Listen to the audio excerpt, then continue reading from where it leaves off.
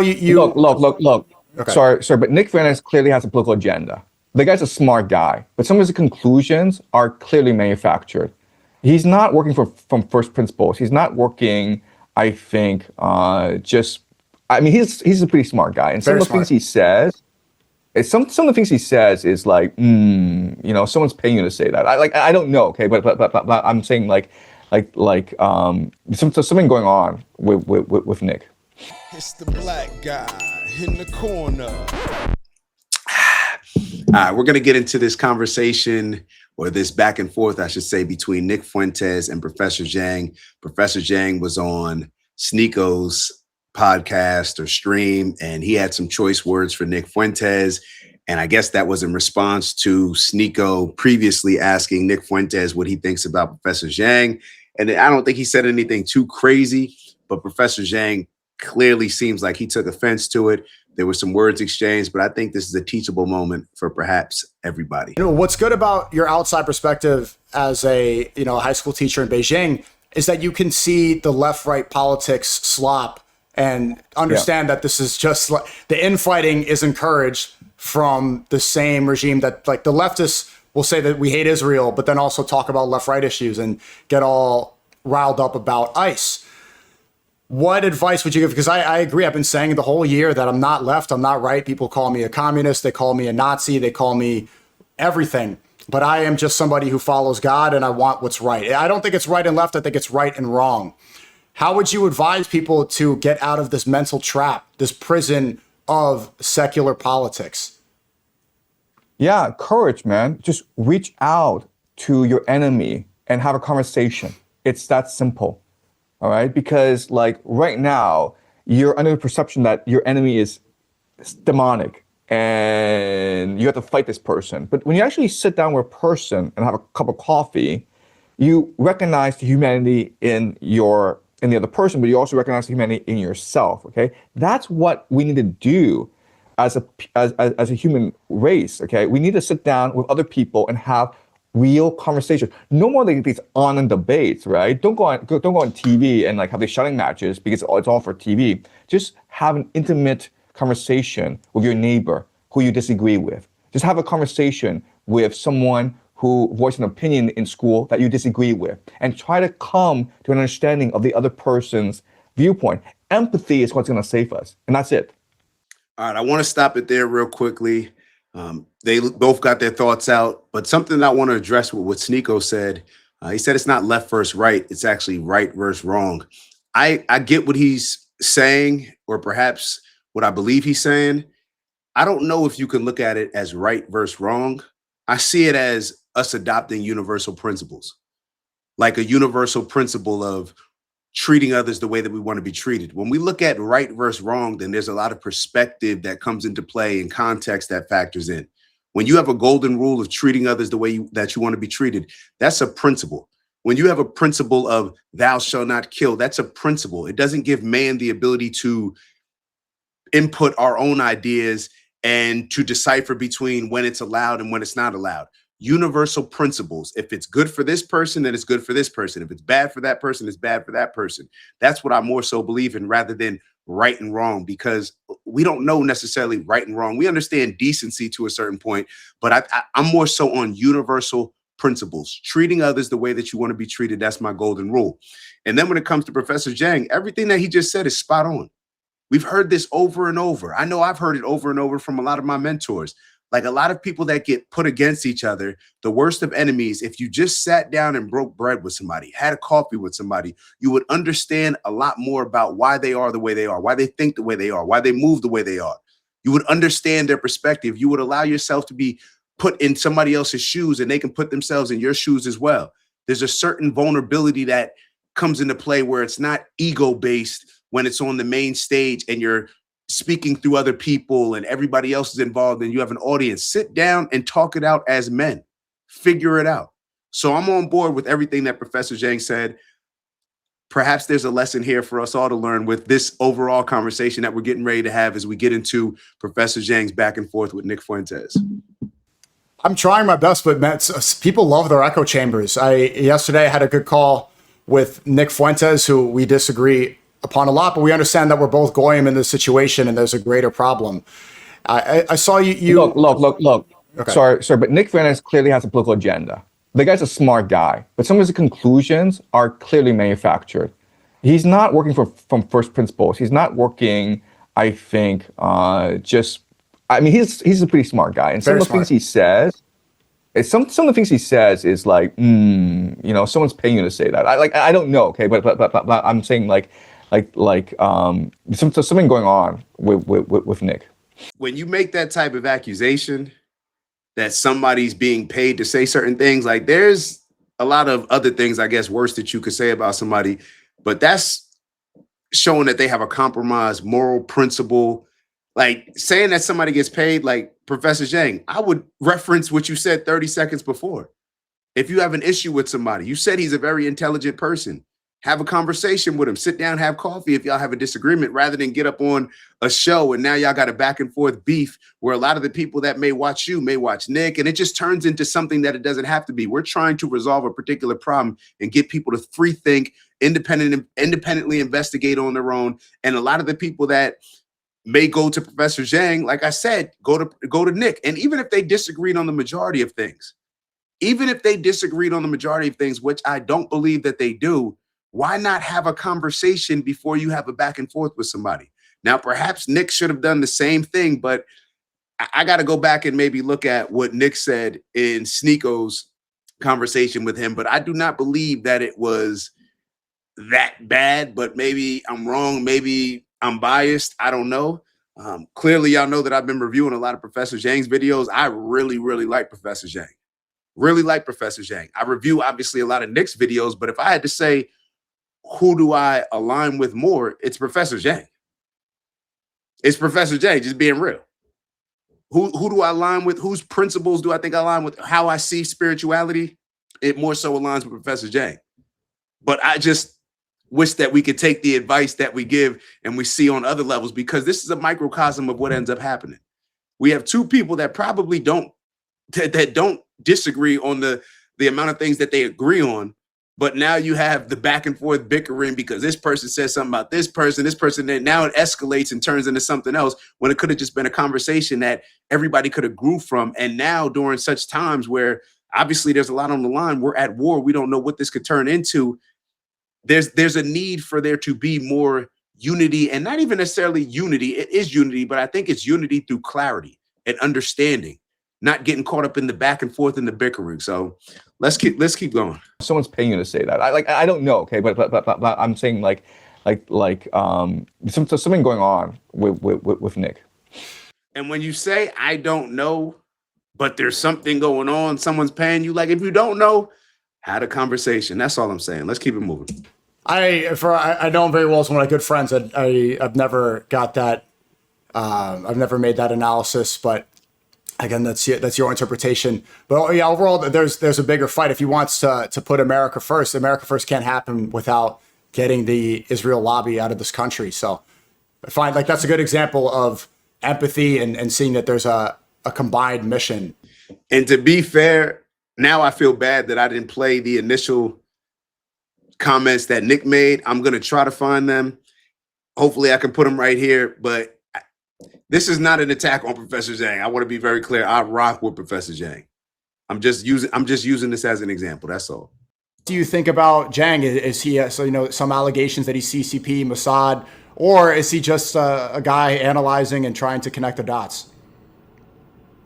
Well, I don't know what he is. What I will say is this. I think that there is such an appetite for anybody that will talk about Israel and Jews that basically anybody that does is all of a sudden seen as credible. I've seen this happen over the past 3 years. Anybody that will talk about it, all of a sudden everybody's on board. But he's not really correct. So I don't know what he is as a guy, but he talks about the Khazarian mafia and the Freemasons and all this other stuff. The eschatology gets a little bit too much into that. And I go, this guy just isn't correct. Like he doesn't really know what he's talking about. He sounds like he knows what he's talking about, but when you really watch all the content, it's just a lot of conspiracy slop. It's just a lot of schizo bait slop. That was wrong.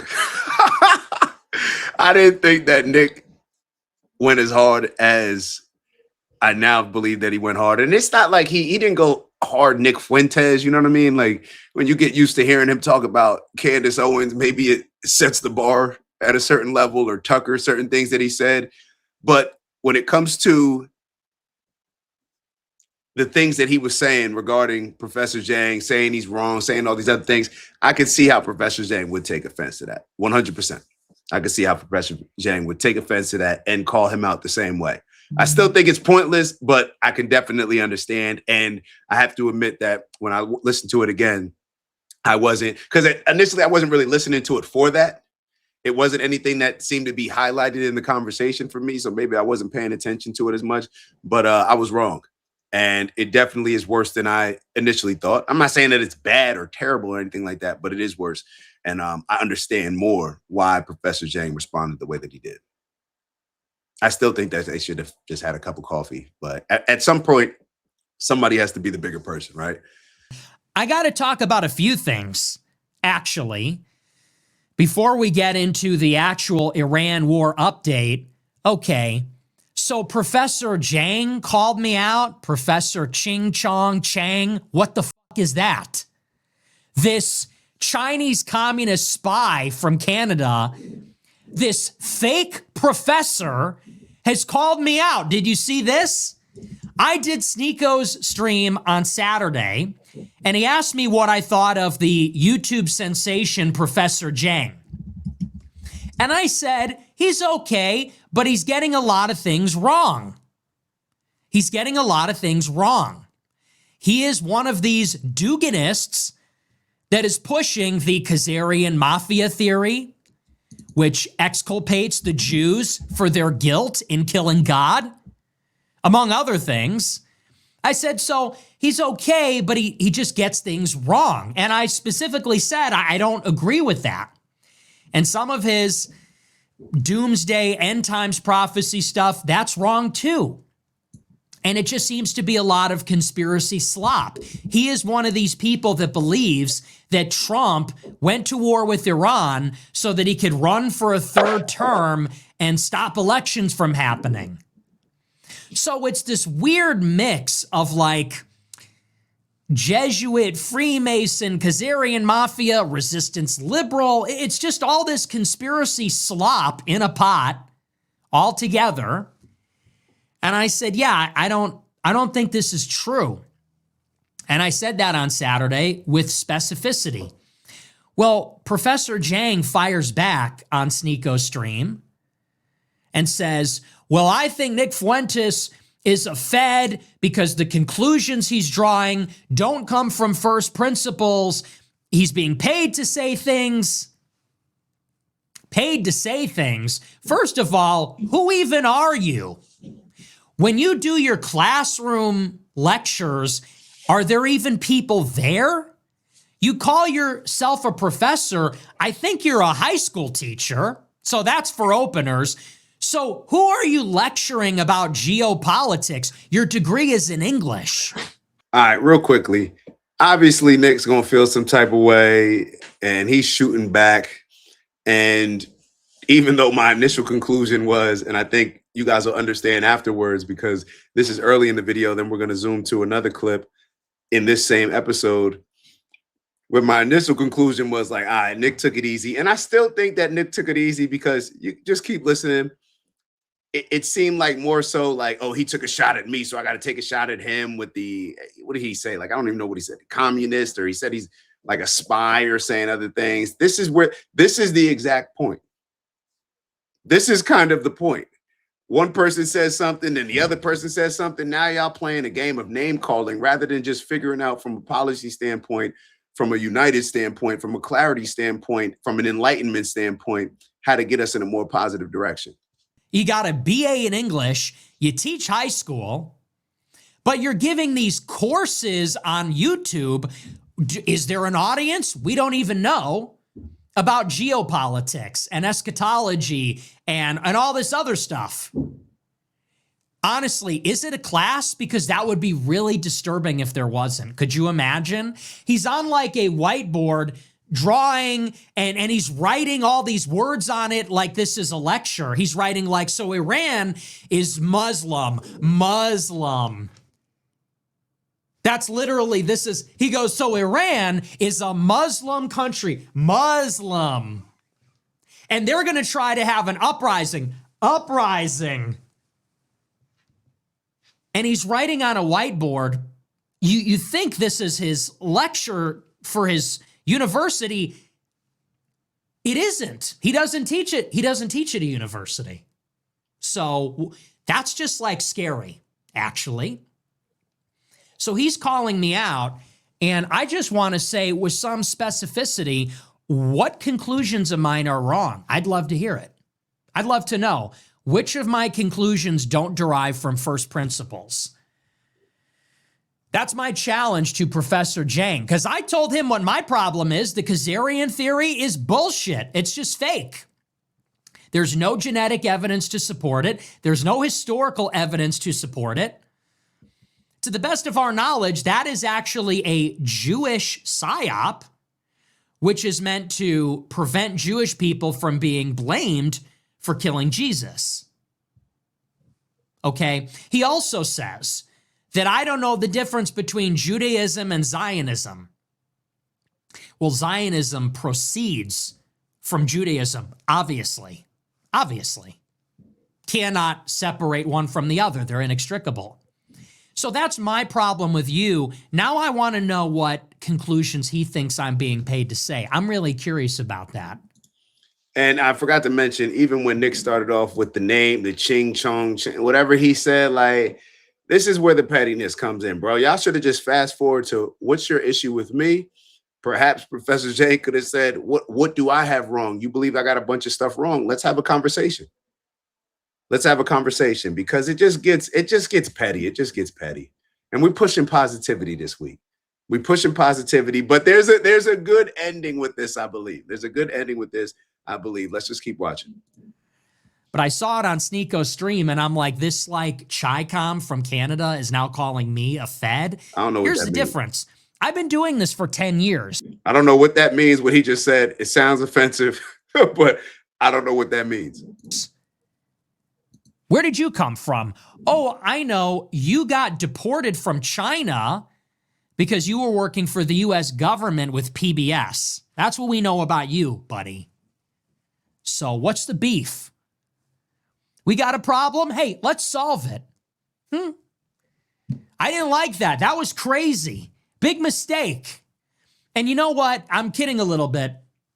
I'm being totally serious, but I'm hamming it up a little bit. But you know something? It is actually really depressing, because we are in this just, it's hard even to find the words. We're in a war with Iran. For those that are just joining us, that have not been around the block, it is hard to convey the gravity of the situation, not just because of how unthinkable it is. We did Iraq, we did Libya, we did Syria. The ramifications, we're still dealing with it. The cost, the refugee crisis, the footprint for American empire, we're still dealing with all of that. In many ways, the Trump revolution, this political moment that we're in, is a product of that. And here we are again, another war in the Gulf. That's really what all these wars were. You had 1990, Desert Storm, the first Persian Gulf War. 2003, Iraqi freedom, the second Persian Gulf War. 2025-26, the third Persian Gulf War against Iran. All right, so now they get into the conversation. But once again, it just becomes a dick swinging contest at this point. It's like watching your favorite nerds fight. And when I say nerds, I mean nerd in a very positive way. Like, two of the smartest people are beefing over who's intelligent, and one person said that somebody got something wrong, so that's like super offensive. It's almost like if you had two athletes and somebody said, like, bro, they're kind of weak, they're not really a good athlete, kind of slow. You take a lot of offense to it. Like, if you said, like, yo, you got that math problem wrong to an athlete, it's like, but if you say, like, nah, bro, like, bro is slow, like, he kind of weak, like, then it becomes offensive. It's like, yo, y'all gonna have a convo and have a friendly spar, rather than it turn into whatever it could have potentially turned into. But let's go to the end, the last clip, see how Nick wraps it up. And we're also going to include some things that he had to say about Tucker as well, somebody that he's going back and forth with. Let's see how it plays out. Tucker is doing a good job. Honestly, you know, I know he hates me. I know, okay, whatever. You don't have to like me, douchebag. But you know what? Honestly, 07s to Tucker, I'll just say, okay, you know, I don't like you. You don't like me. What the fuck ever. You think you're a big shot. 07s, he's actually doing a great job. He is keeping it on message. He's focused up. I could do with a little less alien talk, but whatever. It's fine. It is what it is. You know who's dropping the ball? Candace Owens. I don't want to hear about Kazarians and Frankus anymore. Okay, it isn't true. Zhang, PSYOP, go back to Beijing. Jake Lang, Jewish PSYOP. Now they're going back and forth saying who's psyops. It's like, you see how petty this stuff gets, man? You're a psyop. No, you're a psyop. No, you're a psyop. Yo, what do y'all disagree on? Let's just talk about that. Poured him to Israel. Fuck Jake Lang. Okay, and I say that as a real white Christian nationalist. I say that as a real former Trump supporter. I say that as a real counter-Semite. You're a Jew and a douchebag, and you need to go back to Israel, you disgusting pig. I see this guy, and it's like he's literally a paid actor. The way he's doing a fake Trump voice, the way he's doing his best Trump impression, the way he's doing these, it's like, who's paying for the U-Haul van? Bill Ackman? You guy? All right, we'll leave that one there. We're going to fast forward. We got one more clip, one more part to show you. I don't even want to fight with Professor Zhang, honestly. He called me out. I want to know his problem with me. I don't want to fight with him. If Zhang and Candace and Tucker and everybody are against the war, I am with them. That is what counts right now. We can have our personal beef and other stuff after the fact. What matters is Americans are dying. Schools are being blown up. The government is lying to us. That's what matters. Anyway, we're going to get into it. Our featured story is about this actual war, and we'll talk about where we are. See how it's like, was all the other stuff necessary? It's like everybody got to get their shots in first. And it's like, well, you hit me. I got to hit you. I got to get the last hit. I got to, you slap me. So I got to punch you. Then I got to, punch you twice. And then it turns into something else. It's like, bro, but I'm glad it ended where it ended. Hopefully it turns into a conversation between Professor Zhang and Nick. I think that'll be dope. I think that'll be a real high level collab. Yeah. And Nick had some favorable things to say about Tucker. Tucker is holding it down, man. I've been telling y'all, man, Tucker is holding it down. When it comes to courageous journalism, Tucker is holding it down. All right. So with that, we'll wrap it up. The overall lesson here is have a cup of coffee with somebody that you may have some type of issue with, man. If it's not based on like seeing things from a moral standpoint, or even if it is, even if it's your worst enemy, sit down, have a conversation. Sit down, have a conversation. Russia and Ukraine, think about it. Ultimately, where did it start? Them having a conversation. They both said, F you. Okay, let's go to war. Where is it going to ultimately end? Having a conversation. Did Putin lose anybody? Probably not.